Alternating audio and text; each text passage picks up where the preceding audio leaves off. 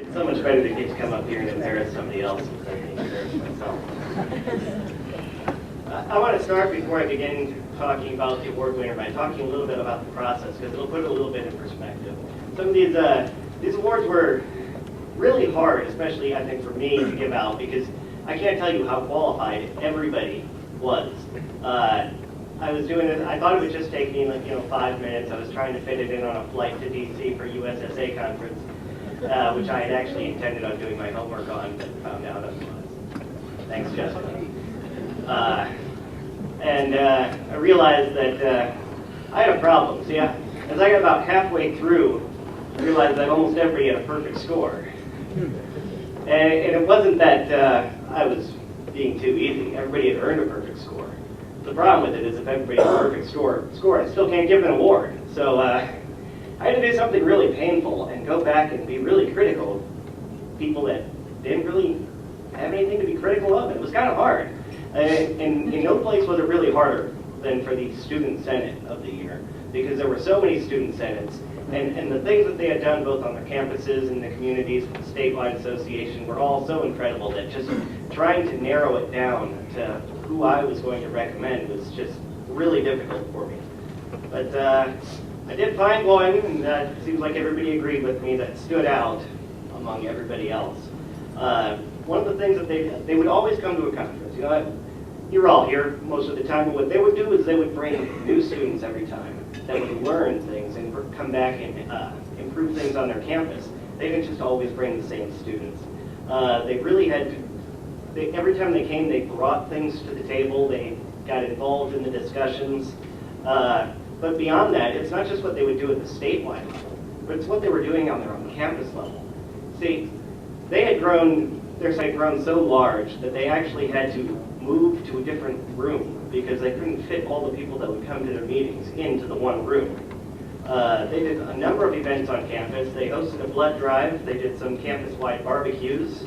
They won our award for voter registration for registering the most total number of students.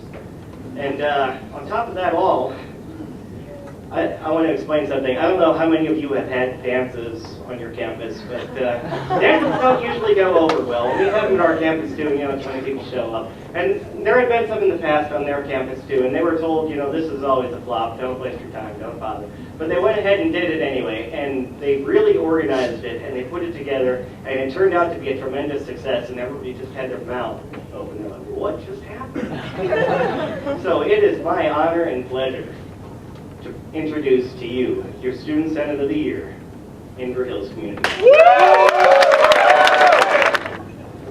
Great. I don't know what to say.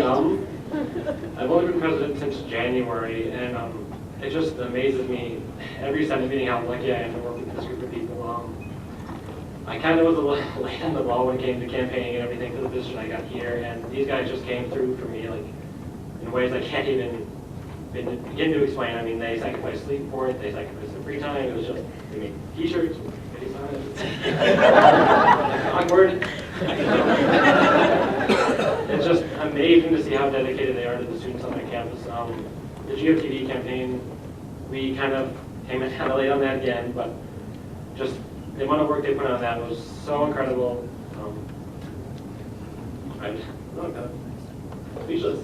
I'm really excited to see what the next civic award is going to be doing next year. Most of them are here right now. Abby's going to be our new president. Do you have anything to say?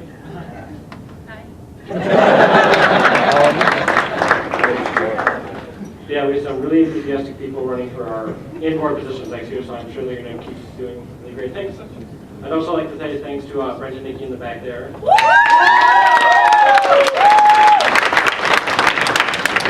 The best of my staff we could possibly ask for, as well as Brad and Zach. They are our advisors, but unfortunately they can't be here tonight. Thanks, he's on right now. Sorry, Rick. So, yeah.